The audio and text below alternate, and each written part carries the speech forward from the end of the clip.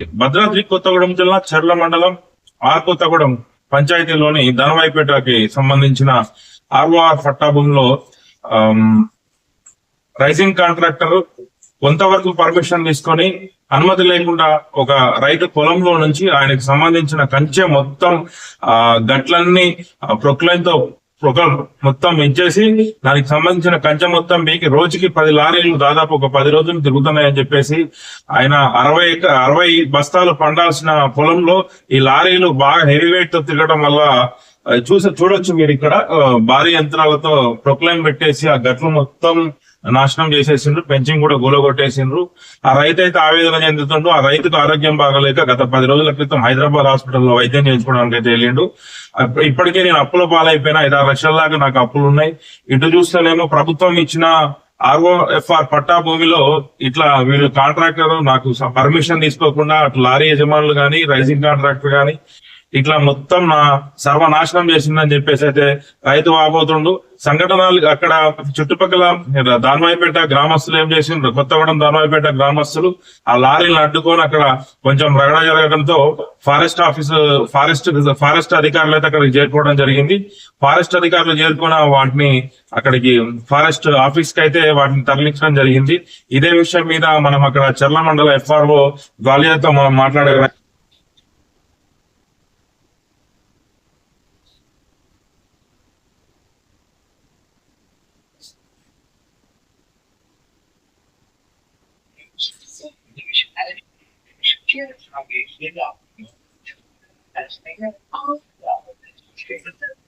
చర్ల మండలానికి సంబంధించిన ఎఫ్ఆర్ఓ ద్వాయా గారిని అయితే లైన్ లో తీసుకునే ప్రయత్నం చేద్దాం. కాల్ రింగ్ అవుతుంది.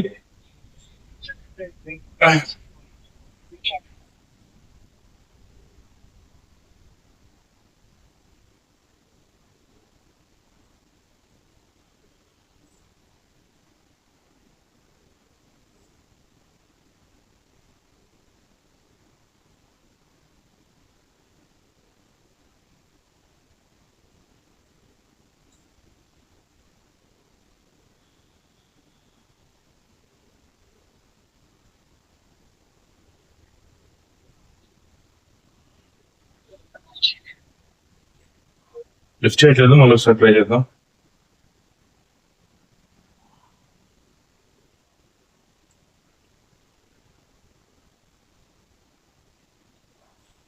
సార్ నమస్తే అండి బాలయ్య గారు.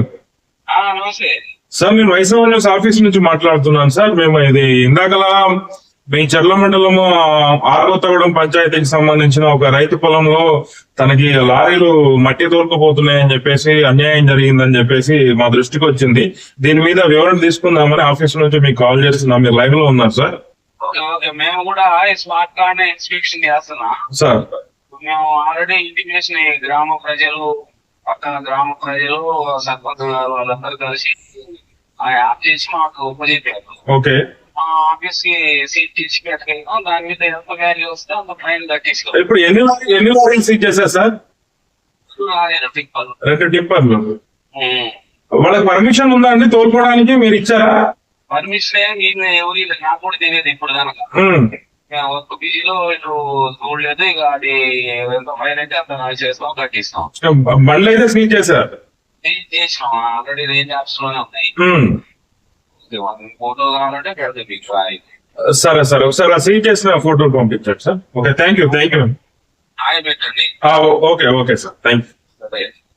చూసారుగా ప్రజెంట్ సార్ ఎఫ్ఆర్ఓ గారు అయితే వెహికల్స్ సీజ్ చేయడం అయితే జరిగిందని చెప్తుండు. ఆ 2 లారీలు అయితే సీజ్ చేసినామని చెప్తుండు.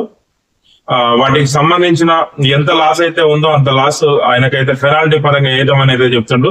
ఇంకా దీనికి సంబంధించి అక్కడ మాజీ సర్పంచ్ రాజుతో మాట్లాడే కూడా మనం ప్రయత్నం చేద్దాం.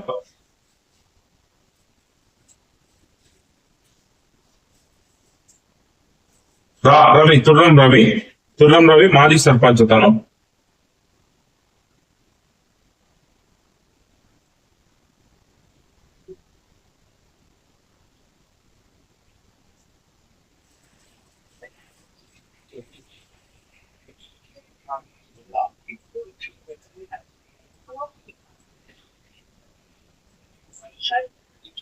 డిఎఫ్ఓ అదే ఎఫ్ఆర్ఓ గారు కూడా గ్వాలియర్ గారు అక్కడ సైట్ ఇన్స్పెక్షన్ కి వెళ్ళినట్టు అక్కడ ఏం జరిగింది, ఎంతవరకు నష్టం జరిగిందని చెప్పేసి కనుక్కోవడానికి ఆయన అక్కడే ఉన్నాడు. సర్పంచ్ కాల్ లిఫ్ట్ చేయట్లేదు. సరే మళ్ళీ తర్వాత ట్రై చేద్దాం. రైతు అవుతే చాలా బాధపడుతూ చెప్తుండు, నాకు ఇప్పటికే 5-6 లక్షల దాకా అప్పైందని చెప్పేసి ఆయన మీడియాకు తెలుపుతుండు. కాంట్రాక్టర్ ఆ లారీలను అక్కడికి నుంచి తీసుకుపోయే ప్రయత్నం కూడా చేసిందని చెప్పేసి మనకి సమాచారం ఉంది. అక్కడ బేరసారాలు కూడా ఆడిందని చెప్పేసి కూడా తెలుస్తుంది. అయినా కానీ గ్రామస్తులు కానీ మీడియా వాళ్ళు ససేమీరా అని చెప్పేసి ఫారెస్ట్ అధికారులకు అప్పచెప్పడం అయితే జరిగిందని చెప్పేసి ఆ 2 అధికారులు మన ఎఫ్ఆర్ఓ కూడా గ్వాలియర్ గారు కూడా 2 బండ్లని సీజ్ చేసినాము, కంపల్సరీ ఫైన్ ఇస్తామని అయితే తెలిపిండు. అట్లనే ఇంకోటి ఏంటంటే ఇప్పుడు ఆ పంట పొలాలకు వెళ్ళేటప్పుడు కాలువ మీద ఒక ఇరిగేషన్ వాళ్ళు ఒక చిన్న బ్రిడ్జ్ కట్టింది.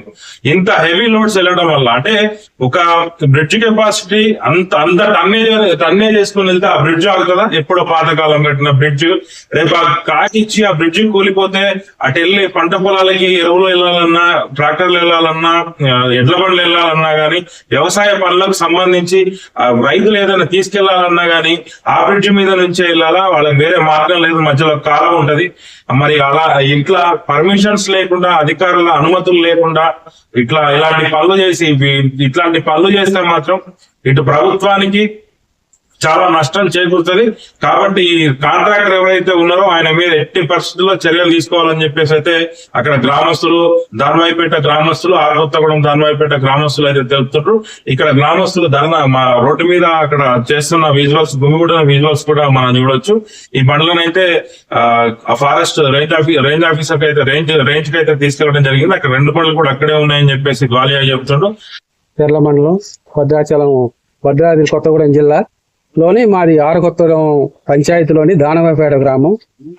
నాకు ఆరోగ్య రీత్యా బాగులేక నేను హైదరాబాద్ వెళ్ళాను. హైదరాబాద్ లో దగ్గర హాస్పిటల్లో 10 రోజులు బట్టి అక్కడే వైద్యం చేసుకుంటున్నాను. మాకు తెలియకుండా మా భూమిలోని మొత్తం గట్లని పాడు చేసి మళ్ళీ దానికి ఉన్న ఫెన్సింగ్ అంతా ఇరగ్గొట్టి మళ్ళా ఆ వ్యవసాయానికి కూడా పని చేయకుండా దాన్ని గట్టిగా 10 లారీలతోని గట్టిగా తిరిగి ఈ 15 రోజులు బట్టి ఈ రోజుకు 100 ట్రిప్పులు లారీ తిరుగుతుంది. 100 ట్రిప్పుల వల్ల రేపు 60 బస్తాలు పండే పొలం ఇవాళ 1 బస్తా కూడా పండటానికి కూడా ఉపయోగం లేక బతకాలి. మా బతుకు తెరువు చూపించండి. ఈ పొలాన్ని మరి ఏం చేస్తారా? వాళ్ళు తీసుకుంటారా? లేకపోతే ఇంకెవరికైనా ఇస్తారా? లేకపోతే దానికి మాకు నష్టపరిహారం ఇస్తారా? దానివల్ల మాకు ఇంతవరకు దాని గురించి ఇలాగా మట్టి చేస్తున్నాం అని కూడా ఒక్క ఊరు పెద్ద మనిషి గాని, ఈ కాంట్రాక్టులు గాని, ఈ లారీ యజమానులు గాని ఎవడో కూడా ఇన్ఫర్మేషన్ ఇవ్వలేదు. దానివల్ల వ్యవసాయం మొత్తం పాడైపోయింది. ఇక రేపటి నుంచి మాకు తినడానికి కూడా తిండి ఉండదు. నా ఆరోగ్యం అసలు బాగలేదు. నేను అప్పులు చేసుకొని ఇప్పుడే దగ్గర నాకు 5-6 లక్షలు అప్పు అయింది. నేను హైదరాబాద్ లోనే ఉన్నాను. నా ఆరోగ్యం అసలు బాగలేదు. బాగలేని పరిస్థితి చూసి ఎవరు కూడా ఇంటిమేషన్ ఇవ్వకుండా ఈ విధంగా నన్ను అన్యాయం చేశారు. కాబట్టి మీరే నాకు న్యాయం చేయాలి.